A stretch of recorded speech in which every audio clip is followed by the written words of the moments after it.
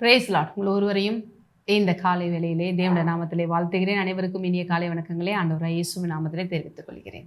ஹல்லேலூயா. இந்த உலகத்தில் தேவன் இருக்கும் பொழுது பாருங்கள், அவரிடத்துல எப்படி ஜெபிக்கணும் அப்படின்னு சொல்லி கேட்குறாங்க.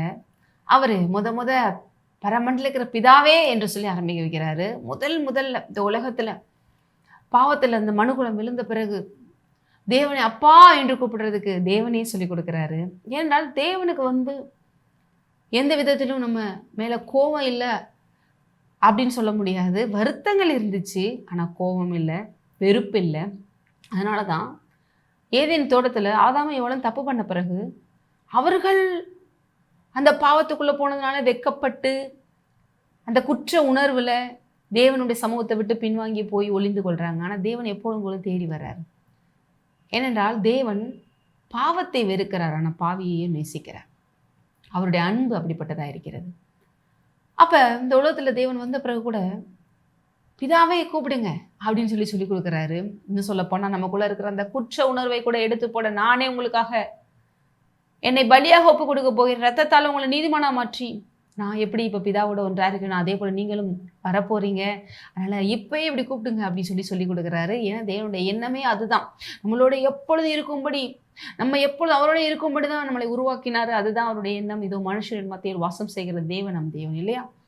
அப்போ இங்கே மத்திய 6 பார்த்தீங்கன்னா கேட்கும் போது சொல்லிக் கொடுக்குறாரு. இங்கே குறிப்பாக இன்றைக்கி நம்ம இந்த ஜெபத்தில் ஒரு விஷயத்தை பார்க்க போகிறோம்.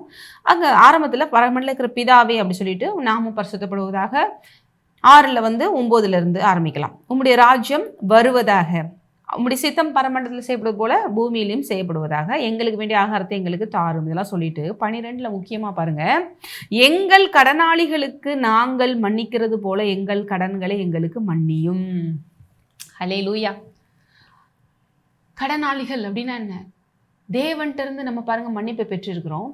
ஏன்னா அதே இதில் பாருங்கள் உங்களுக்கு சொல்கிறாரு 14, மனுஷனுடைய தப்பிதங்களை நீங்கள் அவர்களுக்கு மன்னித்தால் உங்கள் பரமபிதாவும் உங்களுக்கு மன்னிப்பார், மனுஷனுடைய தப்பிதங்களை நீங்கள் அவர்களுக்கு மன்னியாதிருந்தால் உங்கள் பரமபிதா உங்கள் தப்பிதங்களையும் மன்னியாதிருப்பார். ஆகவே தேவனிடத்திலிருந்து நீங்கள் மன்னிப்பு பெற்றுக்கொள்கிறீங்க, அதுக்கப்புறம் நம்ம கடன் பெற்றிருக்கிறோம். அதே போல் நீங்களும் என்ன பண்ணுங்க, மற்றவங்களுக்கு மன்னிப்பை கொடுங்க. அதான் இங்கே போட்டிருக்கு. மறுபடியும் தேவன்கிட்ட சொல்கிறாங்க, ஞாபகப்படுத்துகிறாங்க, தேவனே நாங்கள் மற்றவங்களுக்கு மன்னிக்கிறோம், நீங்கள் எங்களை மன்னிங்க. உண்மையிலே அவர் மன்னிச்சதுனால தான் நம்ம மன்னிக்கிறோம். இப்படியாக ஜெபிக்கிறதுக்கு அந்த சொல்லிக் கொடுக்குறாங்க பாருங்கள். ஏன்னா இவங்களுக்கு இந்த நியாயப்பிரமாணங்கள்லாம் பார்த்தீங்கன்னா ஒருத்தன் தப்பு செஞ்சோன்னா 7 தடவை கிட்ட மன்னிக்கலாம் அப்படிங்கிற மாதிரி வரும். அதெல்லாம் வச்சு கூட இவங்க கிளைம் பண்ணுற மாதிரிலாம் இருக்கும். ஆனால் இன்றைக்கு தேவனிடத்திலிருந்து நம்ம நிரந்தரமான மன்னிப்பை பெற்றிருக்கிறோம், நித்திய ஜீவனை சுதந்திரித்துக் கொள்ளும்படியான அவருடைய கிருபையை பெற்றிருக்கிறோம். இப்போ நம்ம எவ்வளோ தூரம் மற்றவர்களுக்கு கடன் கொடுக்க நம்ம கடமை பெற்றிருக்கிறோம். இதை நம்ம மத்தேயுவில் பார்த்தீங்கன்னா 18 பேதுரு கேட்குறாரு, 21 பாருங்கள். பேதுரு இடத்துல ஆண்டவரே சௌரனுக்கு விரோதமாக குற்றம் செய்து வந்தால் நான் எத்தனை தரம் மன்னிக்க வேண்டும்? 7 தரம் மட்டுமோ என்ற அதற்கு இயேசு 7 தரம் மட்டுமில்லை 7 தரம்னு சொல்கிறாரு. அதுக்கடுத்து ஒரு அழகான ஓமையை சொல்லி கொடுக்குறாரு. ஒரு ராஜா தனக்கு சாதாரணமாக இருக்கிற ஊழியக்காரனுக்கு நம்ம ஊரில் இருக்கிற மதிப்பு படி 10 லட்சம் கிட்ட என்ன பண்ணுறாரு, கடன் கொடுக்குறாரு. அதுக்கடுத்து இவர் ரொம்ப ரிக்வஸ்ட் பண்ணி கேட்டு கெஞ்சனால மன்னிச்சு விட்டுறாரு. ஆனால் அந்த மன்னிக்கப்பட்ட ஆள் இன்னொருத்தனை கடன் கொடுத்துருக்குறான், கிட்டத்தட்ட 100 ரூபாய் நம்ம ஊர் மதிப்புக்கு, அங்கே 100 வெள்ளி பணம் போட்டிருக்கோம். அவன் ஆனால் மன்னிக்கலை. இதை தெரிந்த இவர் மறுபடியும் அவனை பிடித்து என்ன பண்ணுறாரு, நீ செய்தது தவறு என்று சொல்லி அவனை காவலில் போட்டு வைக்கிறாங்க. இப்படியாகத்தான் நாம் தேவனிடத்திலிருந்து மன்னிப்பை பெற்றுக்கொள்கிறோம். நாம் மற்றவர்களுக்கு மன்னிக்கவில்லை என்றால் நம்மளுடைய பிதா நமக்கு கணக்கு கேட்கிறவராக இருக்கிறார். இப்போ இந்த இடத்துல முக்கியமாக தேவனே சொல்லிக் கொடுக்குறார், நாங்கள் மன்னிக்கிறது போல. அப்போ இந்த இடத்துல ஒரு விஷயம் நம்ம புரிந்து கொள்ளணும். தேவன்கிட்ட போய் நம்ம சில விஷயங்களை கிளைம் பண்ணுறதுக்கு நம்மகிட்ட சில விஷயங்களை எப்படி இருக்கணும், ஒரு ரைட்டாக இருக்கணும். அப்போ நான் போய் தேவன் முன்னாடி போய் நீங்கள் என்னை மன்னிங்கன்னு சொல்கிறோம், ஆனால் நான் மன்னிக்காமல் இருந்தேன்னா என்னுடைய மனசாட்சியே சொல்லும், ஏன்னா நான் எதை விதிக்கிறேனோ அதான் இருப்பேன். இன்னொன்று சொல்லும், நீயே மன்னிக்கிறதுல உன்னை எப்படி தேவன் மன்னிப்பார் அப்படின்னு சொல்லுவோம். அப்போ நம்ம மன்னிக்கும் போது தான் பாருங்கள், சாதாரண மனுஷனான எனக்கே மன்னிக்க முடியுதுன்னா தேவன் என்ன மன்னிக்க மாட்டாரா? அன்பே இல்லாத நானே மன்னிக்க முடியுதுன்னா அன்பின் உருவான தேவன் மன்னிக்க மாட்டாரா அப்படின்னு சொல்லி ஒரு தைரியம் தேவனத்தில் நெருங்க வைக்கும். எல்லாத்துக்கு மேலே அவர் மன்னிக்கிற தேவனாகவும் இருக்கிறார். அப்படிதான் இந்த ப்ரேயர் இப்படி பண்ணுறாங்க, நாங்கள் மன்னிக்கிறது போல எங்கள் குற்றங்களை மன்னிங்க.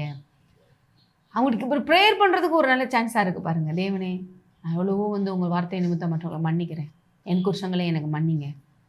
பாருங்கள், எந்த விதத்தில் தேவனத்தில் நெருங்க, தைரியமாக விண்ணப்பங்களை கேட்டு பெற்றுக்கொள்ள, ஒரு குற்ற உணர்வு இல்லாமல் இருக்க தேவன் சொல்கிற மாதிரி 7 தரம் அன்லிமிட்டடாக எல்லாருக்கும் மன்னிப்பை கொடுத்துக்கிட்டே இரு. ஏன்னா தேவன்கிட்ட இருந்து நீ அன்லிமிட்டடாக மன்னிப்பை பெற்றிருக்கிற. ஆகவே இதை கேட்குற நீங்கள் இந்த மன்னிப்புங்கிற விஷயத்தில் அதிகமாக டெவலப் ஆகுங்க. மறுபடியும் இந்த மன்னிப்பை குறித்து நமக்கு கேள்வி மறுபடியும் இதை பற்றி கேட்டுக்கொண்டே இருக்கிறோமே அப்படின்னா அதிகமாக உங்களுக்கு அதை பற்றி உங்களுக்கு சொல்லிக் கொடுத்து ஹார்ட்டில் ஹீலிங்கை கொண்டு வந்து உங்களுக்கு அதிக ஆசீர்வாதத்தை கொடுக்க போகிறாரு. அநேகருக்கு உங்களை சாட்சியாக வைக்க போகிறாரு. தேவன் உங்களை மகிமைப்பட போகிறார். ஜெபிக்கலாம். நன்றி தகப்பனே. இந்த கேட்ட ஒருடைய உள்ளமும் இப்பொழுது ஆண்டவரை இந்த மன்னிப்பின் மேன்மையை புரிந்து கொள்ளட்டும். ஆண்டவரை இதை அவர்கள் செய்வதன் மூலமாக அவங்க வாழ்க்கையில் இருக்கிற எல்லா விதமான சாபங்கள், பாவங்கள், ஆண்டவரை சமாதான குறைபாடுகள்லாம் நீங்கி அநேக தடைகள் நீங்கள் ஆசீர்வாதம் வரப்போகிறது. அதற்காகவே பேசி கொண்டு இருக்கிறீங்க. நன்றி. இயேசு நாமத்திலே ஆமென். நீங்கள் ஆசீர்வதிக்கப்பட்டவர்கள்.